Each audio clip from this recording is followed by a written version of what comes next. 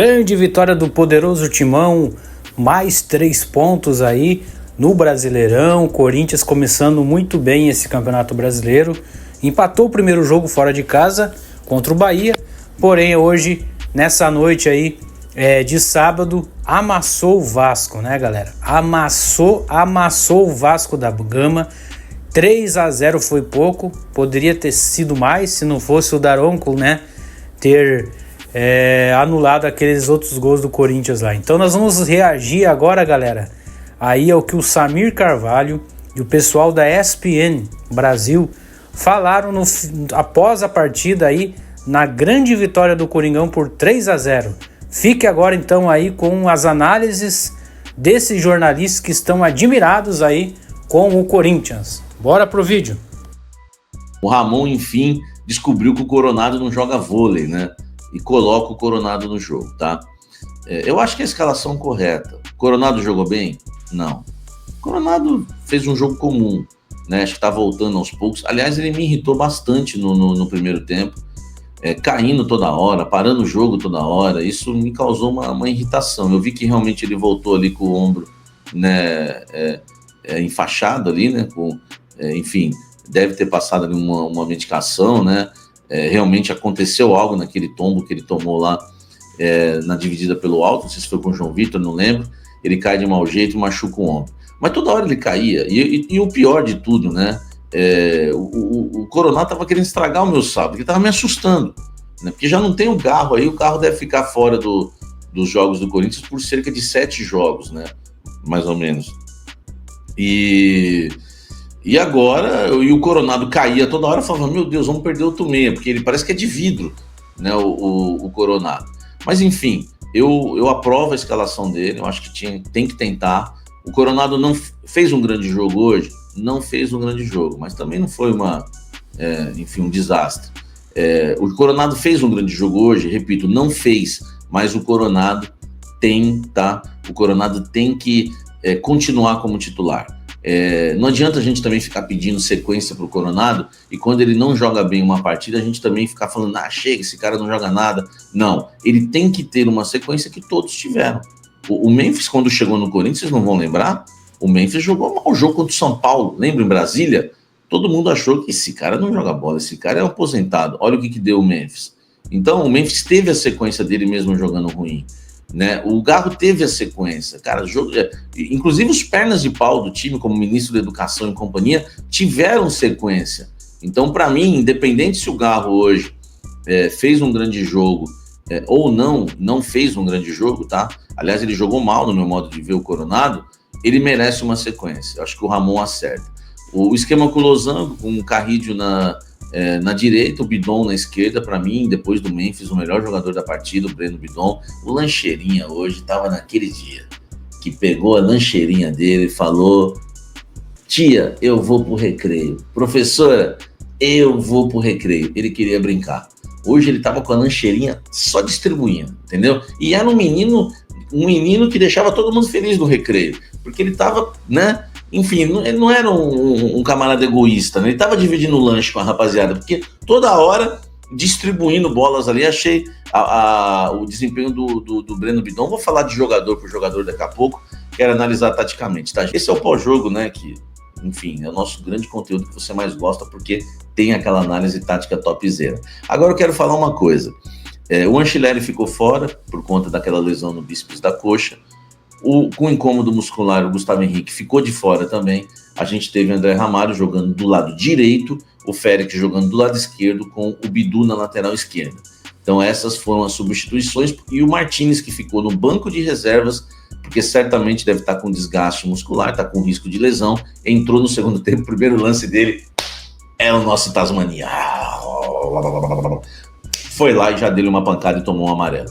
E o Bidon, né, que jogou como titular pro Martínez ficar no banco de reservas, e o Coronado entrou no time titular no lugar do Romero. O Corinthians, quando saiu a escalação, eu fiz o pré-jogo gravei um vídeo de pré-jogo lá no Instagram. Às vezes eu faço ao vivo, às vezes faço, né, gravado, mas é no Instagram agora o nosso pré-jogo. Eu disse o seguinte, hoje é jogo para macetar. Hoje é jogo pra gente treinar entre aspas, não estou desrespeitando o Vasco, mas é jogo pra gente mostrar. Presta atenção no que eu vou falar agora, hein? Isso é muito importante para nossa sequência. Hoje era jogo pra gente mostrar que a gente tem um jogo diferente a não ser a transição. Porque os grandes jogos do Corinthians, né, sob o comando do Ramon Dias, inclusive as finais do Campeonato Paulista, foram jogos que o Corinthians deu a bola para o adversário, não se expôs e saiu nos contra-ataques de forma efetiva e pontual, porque o Corinthians pode jogar sem a bola atrás da linha da bola, só que ele vai sempre depender do brilho dos seus principais jogadores. Aí você fica realmente refém, porque você dá a bola para o adversário, você tem que se defender bem, e quando sair, você vai ter 2 ou 3 oportunidades no máximo no jogo, você tem que matar o jogo. Foi o que o Corinthians fez na final do Campeonato Paulista. Mas hoje, o jogo era para mostrar que a gente tem alguma outra maneira de jogar. Por quê? Porque é Fábio Carille, tá? Então, gente, vocês me conhecem aqui, eu acho que eu já ouvi até dizer isso, o Samir é um dos poucos que analisa o pós-jogo, e ele analisa também o adversário. Né? Eu já recebi esse tipo de elogio de vocês. Não dá para eu só comentar o Corinthians, porque o Corinthians jogou com alguém. Senão eu não comentei o jogo, correto? Os times do Fábio Carille são medonhos. Eu me recordo que quando o Corinthians estava negociando com Ramon e Carille, eu estava torcendo para que o Corinthians contratasse o Ramon Dias. Cara, eu sou quase um fake do Fábio Carille. É um cara que o time dele joga atrás da linha da bola e não tem transição, não tem saída. Então eu concordo com o torcedor que está aqui no chat, né, em dizer que não é para a gente se iludir, por conta, né, que era o Vasco do Fábio Carille remendado. Carille erra na escalação, Carille erra na formação, o time dele não tem contra-ataque, é um time que se defende, mas não tem transição. Pra você ter uma ideia, o Ramon Dias, quando joga na transição, o time dele joga bem. Eu gosto mais do Ramon jogando na retranca do que o Carille, porque o Carille ele só fica lá atrás e nas cordas, né? Eu nunca vou esquecer aquele jogo contra o Santos na semifinal que a gente passou do Paulista de 2019, que foi uma vergonha, né? O que o São Paulo fez lá com o nosso time, né, velho? Tudo bem, passamos, tá? E ele ainda colocou os reservas, então claro que não dá pra gente se iludir, né, achando que vamos ser campeões brasileiros por causa do jogo de hoje. E eu acho que o Corinthians tem chance sim de brigar pelo título brasileiro. E se eu sou o Ramon Dias, eu priorizo o brasileiro. Eu entro com o titular hoje, entro com reserva terça e priorizo o brasileiro. Eu acho que o Corinthians não deveria priorizar nada, né? Tinha que jogar todas para ganhar, até pela folha salarial que tem, né? Pela grandeza que tem. Mas se o Corinthians focar no Brasileirão, o Corinthians tem chance, porque o Corinthians tem um time. O Corinthians não tem elenco para vencer o brasileiro. O Corinthians não tem elenco para jogar 3 competições, correto, gente? Mas o Corinthians tem time para ser campeão. O time do Corinthians de 1 a 11, né, como a gente gostava de falar antigamente, é um time, 5.000 simultâneos, hein? Muito obrigado aí pelo carinho da audiência. A marcação, o que acontece? O Carrígio sai para o lado do campo, aí se transforma 2, né? Porque Ranielli e Bidon. E o Coronado, ele consegue jogar nas costas dessa linha de marcação que sobe toda hora. Recebe a bola, distribui o jogo de forma, não vou dizer assim, rápida, né? Mas com a bola nos pés, até um pouco lento, mas com precisão nos passes. E o Corinthians chegou com uma facilidade enorme no primeiro gol. Um erro do João, o zagueiro do Vasco, é um erro assim... coisa de base, entendeu? Você aprende quando você está treinando, você olha lá, você tem que olhar o teu jogador. Tá aqui, a gente tem um zagueiro, você olha o jogador, mas você tem que se posicionar de uma forma em que você consiga, né? Fazer a cobertura aqui e ao mesmo tempo você ter força para cortar aqui. Aí o lateral também não ajuda, não volta na marcação para fechar as costas. Aí o Memphis, genial, né? Com um passe só de peito, coloca o Yuri Alberto na cara do gol, 1-0, e depois o Corinthians deitou e rolou e controlou o jogo. No segundo tempo, com as mudanças, Teve um pouquinho mais de jogo, mas o Corinthians praticamente administrou o segundo tempo. A gente já vai ver os lances, inclusive os lances polêmicos, né? Poderia ser uma goleada importante ali, 5-0, né? Com 2 gols anulados. Tem uma discussão no lance do impedimento, se houve a participação ali no lance ou não do Yuri Alberto. Mas vamos aos lances. 3-0 para o Corinthians em Itaquera. Dá uma recuperada, né? Porque o Corinthians perde na Sul-Americana e, aliás, essa semana tem um compromisso difícil o Corinthians contra o líder do campeonato colombiano. Ô, Fábio, quer dizer que o Corinthians tá indo bem nas competições brasileiras, mas não tanto nas sul-americanas. Parece que são 2 times diferentes, Fabião. Não, se recupera até pelo jogo que fez, né, no meio de semana. Um jogo muito abaixo do que se espera do Corinthians, principalmente jogando dentro da sua casa, né? Então, um resultado que chamou a atenção negativamente para o clube, até pela formação tática também do Ramon, né? Porque o Corinthians, quando joga com 3 homens de frente, hoje tem um pouco mais de dificuldade para criar jogadas, até no sistema de marcação. E aí o Ramon volta hoje com 4 homens no meio, né? Com 3 homens de um pouco mais de marcação. Lógico que o Carrijo, o Bidon tem liberdade também para chegar à frente. Ô, Capetas, dá licença. Vamos lá. Olha o nervosismo do Memphis, hein? Não, nos 2 lances, né, Edu? Seja na ajeitada que ele dá pro Yuri Alberto no primeiro gol, a tranquilidade, né, de ajeitar a bola, uma assistência com o peito e deixando quase que perfeita a bola pro arremate do Yuri. E a tranquilidade dele na questão do segundo gol. Foi um dos melhores jogos do Memphis, foi um jogo que chama bastante atenção, Edu. Ele estava sendo cobrado, né, em algumas atuações, a baixa intensidade, né, há 6 jogos que não fazia gols. Esse é o gol anulado, né? Esse é o gol anulado. É uma bela jogada dele também, né, a tranquilidade que ele tem de encontrar o Bidu ali na assistência. Então, assim, foi um ótimo jogo do Memphis, mas se os gols que foram anulados, eles não fossem, né, acho que seria uma atuação aí para o torcedor corintiano não esquecer. Um jogador importante, tecnicamente diferente, hoje muito mais interessado na partida, a movimentação, com relação à observação também da movimentação dos seus companheiros. E aí, é isso. Olha, é isso. Ele sabe demais, né? Ele sabe demais. Tecnicamente. Dá até dó de ver um gol desse anulado, hein? Sim. E aí tem a dúvida com relação ao início da jogada, ao impedimento. Mas assim, se a gente for colocar um destaque, acho que todos nós vamos colocar o Memphis como esse destaque pela bela atuação que ele teve no jogo de hoje. E aí tem a questão do Vasco também, que, enfim, tecnicamente foi muito inferior ao Corinthians, sentiu falta dos seus principais jogadores, né? Principalmente ali do Coutinho e do Verratti, na questão de criação e jogadas ofensivas, mas nada disso tira o brilho dessa vitória hoje dentro da arena pela parte corintiana. Agora tem uma coisa, né? Matheus Donelli. Daqui a pouco a gente vai falar do Hugo Souza, aliás, personagem do Bola da Vez neste sábado, colado nesse Sport Center, aquela mesa redonda bacana, aquela entrevista que você conhece há muito tempo com o goleiro corintiano.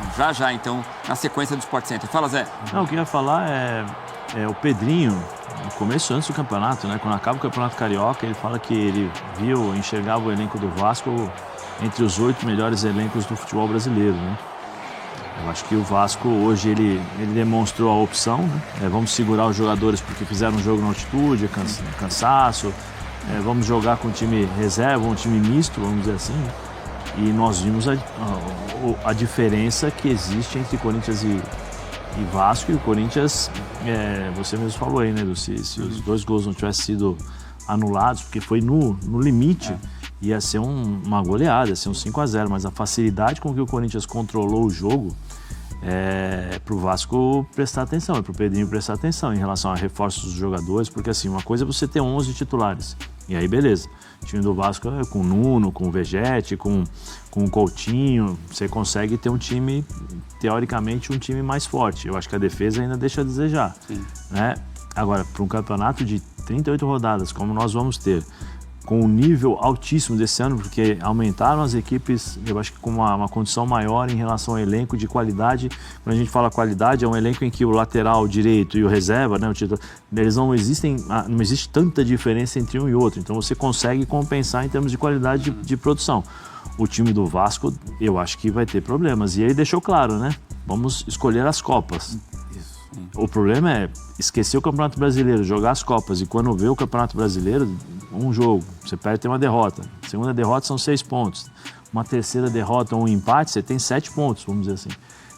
O Vasco precisa tomar cuidado com isso.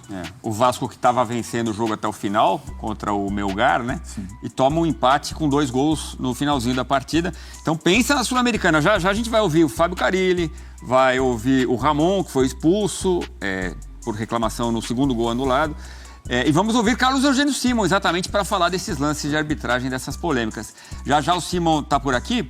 Ô Donan, mas eu queria ouvi-lo sobre essa possível, o que a gente vai ouvir do Fábio Carille daqui a pouco, porque dá muita curiosidade, né? Um jogo contra o Corinthians, um jogo difícil em Itaquera, e ele poupa boa parte do elenco, os principais nomes, né? O Nuno, super elogiado, recém-chegado, mas estava no banco.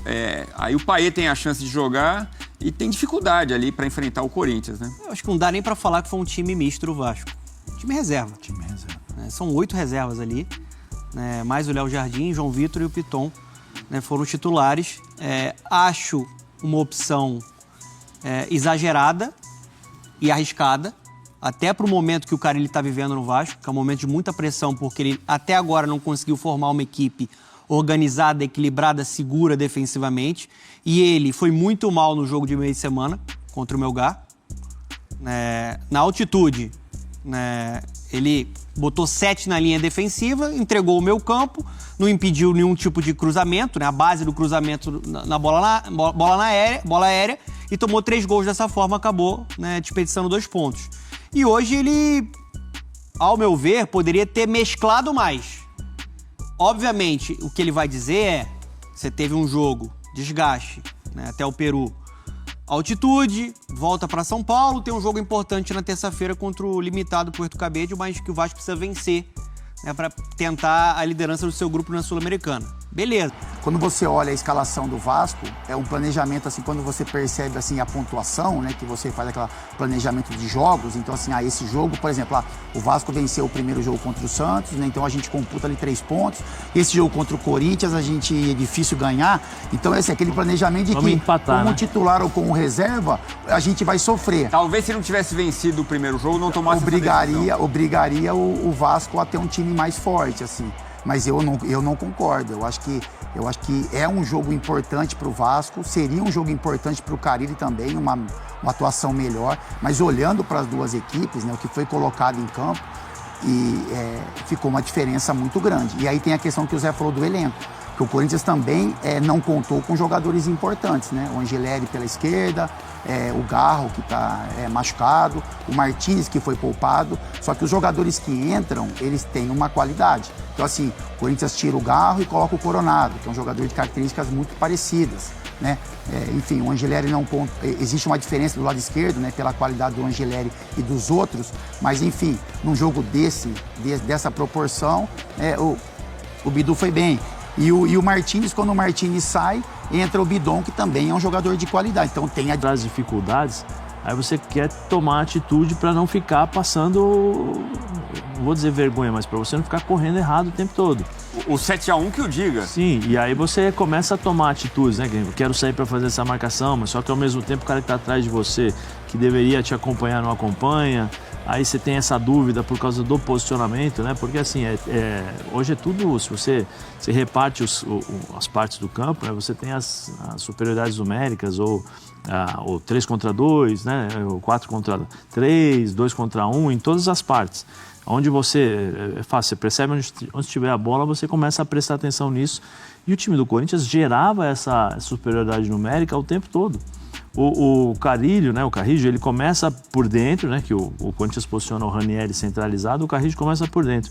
Quando ele percebe desse posicionamento, porque vai bater de frente com ele, ele sai para a lateral. E ele faz muito bem isso. Ele sai para a lateral e fica bem em cima da linha. E aí o lateral não sabe se vem ou não, porque o Yuri Alberto fica mexendo, se movimentando ali na frente.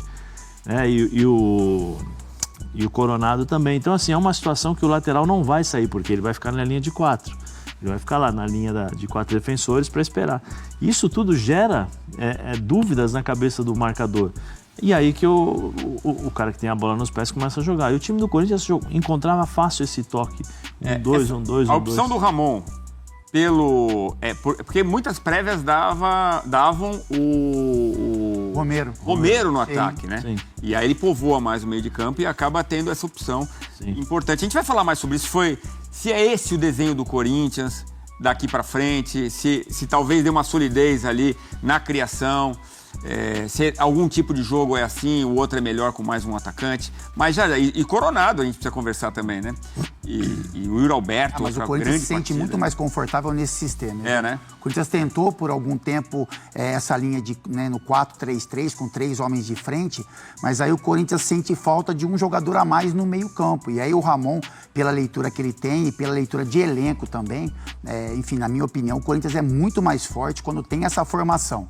Com 3 homens que fazem a função de marcação, mas que também usam a beirada do campo, né? Como se fossem pontas em algum momento. O Carrillo faz muito bem isso por um lado, o Martínez faz muito bem pelo outro. O Bidon, ele tem uma outra característica, mas quando precisa dessa movimentação, ele também vai aprender a fazer isso. Um homem de criação ali que em muitos momentos se encaixa ali como um terceiro homem de ataque, mas é o jogador, o Coronado e o Garro, eles têm a responsabilidade de encontrar o Yuri Alberto e o Memphis em condições de fazer o gol. E aí tem esse entrosamento que foi criado pelos dois. Então hoje isso é muito automático, assim, você percebe o entrosamento, é muito claro o entrosamento do Yuri e o Memphis nas movimentações. Um encontra o outro. Isso. E parece que até tem mais espaço para eles. Exatamente. Eles têm mais espaço de movimentação, né, para que a gente sabe que eles gostam disso. O Memphis precisa de um pouco mais de espaço para usar a genialidade dele. O Yuri precisa de espaço para receber a bola na frente, ter espaço dos confrontos com os marcadores. Então é um sistema que foi encontrado pelo Ramon pela qualidade de elenco, mas que faz o Corinthians ser mais forte do que quando o Corinthians joga com 3 homens, opção do Romero, por exemplo, pelo lado direito. Bom, a gente volta ao tema, mas antes tem muito corintiano pelo Brasil falando, mas aqueles gols anulados, não é possível. Vamos falar de arbitragem agora, contato com o nosso árbitro de 3 Copas do Mundo, Carlos Simon, aqui no Sport Center. Ô, meu amigo, tudo bem? Quanto tempo? Boa noite. Boa noite, Edu Elias. Um abração para você, saudade do amigo. Um abraço aí pro nosso capitão, Fábio Luciano, pro Zé Elias, o Fernando, que nós já tivemos no jogo do Barcelona, um pouco mais cedo. É sempre uma satisfação entrar nesse programa. O Zé Elias não cumprimentou. Deve ter algum motivo. Não, tudo bom, Simon? É sempre um prazer falar com o Simon. Eu fico sempre com medo. Se ele tiver ele falou. Então, tiver eu quis provocar a polêmica aqui. Eu fico sempre com medo, o cartãozinho amarelo tá sempre ali no bolso. A gente tá sempre... Ô, Simon, então, desculpe a nossa falha. Oi, Edu, foi minha. Não, acho que tu até que eu sempre chamo o Zé, digo que o Zé gostava de um tornozelo e essa vez eu não falei isso. Deve ter sido isso. Ô, Simon, mas vamos lá, vamos com os gols anulados, né, companheiro? O primeiro é uma falta no Pumita, que estava ali tentando defender, e o toque mesmo do joelho dele, ele cai por causa do toque, na sua opinião? O árbitro é o Anderson Daronco e o árbitro de vídeo o Rodrigo D'Alonso. Há um toque, é um toque sem querer, mas sem querer não, é falta, de acordo com a regra. Então ele acaba impedindo o jogador de disputar a bola. Muitos lances já aconteceram desse tipo de jogador sem querer. Ele tocou com o joelho no pé, às vezes toca com o joelho na perna, tem um trançapé, o jogador acaba caindo. Ele é impossibilitado de disputar a bola e com isso o jogador do Corinthians comete a infração. O gol foi bem anulado. Embora o Daronco estava muito próximo da jogada, né? É uma falta sem querer, mas sem querer também é infração. Então tá certo em anular esse gol do Corinthians. E aí, só no VAR, né, que vem o VAR chama, o Daronco vê ali. Realmente é um lance rápido, desequilibra o público. Agora, ele vai e fica. Parece que ele tomou um tiro, ô Capita. Não faltou malandragem pro jogador também? Que sim, aí chama mais chamar a atenção do árbitro, né, pra jogada. É porque também o jogador, ele sabe que vai ter o VAR, né, que vai ter uma análise ali. E quando você, no lance em si, mas não dá pra difícil confiar, né? você achar ali o contato. Mas depois que você vai pro VAR, ver as imagens, realmente tem ali, né. Às vezes é tão rápido. Mas foi tão sobre timidamente, sobre a passividade, né, que a gente tava falando. Foi tão tímido, assim, porque ninguém levantou o braço. Que pode ser um braço de falar assim, poxa, tomamos mais gol. Ou se não, falou assim, caiu, levanta. Entendeu? Tem isso também, né? Não sei se o Simon tem essa percepção. Não tem, mas o Daronco também estava próximo. É um lance que um árbitro, não é do gabarito do Daronco, da FIFA, teria que ter marcado no campo de jogo. Ele está próximo, a jogada está limpa na frente dele. Eu acho que aí ele não tem. Aí, evidentemente, que muitas vezes o árbitro faz aquela leitura, né? Visão periférica, o jogador protesta ou não protesta, enfim. Quando há um jogador ou dois que reclamam, é do jogo, é do futebol. Quando vários jogadores vêm para cima do árbitro, aí o árbitro tem que repensar, fazer uma reflexão. Mas nesse caso, a falta aconteceu, poderia ter sido marcada no campo, né? Foram 34 faltas nesse jogo e 5 cartões amarelos. Mas enfim, o VAR tá aí para isso também e acabou anulando corretamente o gol do Corinthians. Pois é, a gente fala ali do VAR, que tem gente que discute. Esse é o tipo de lance que o gol teria sido marcado. E o VAR fez com que a marcação fosse correta, né? Acho que vai todo mundo concordar aqui que houve o toque, né? É isso. Foi até difícil pegar a câmera exata, mas quando você vê, não tem dúvida, né? Porque também o Pumita não ia cair desse jeito numa marcação, né? Até que a gente estava vendo o jogo na redação, achou esquisito, né? Da forma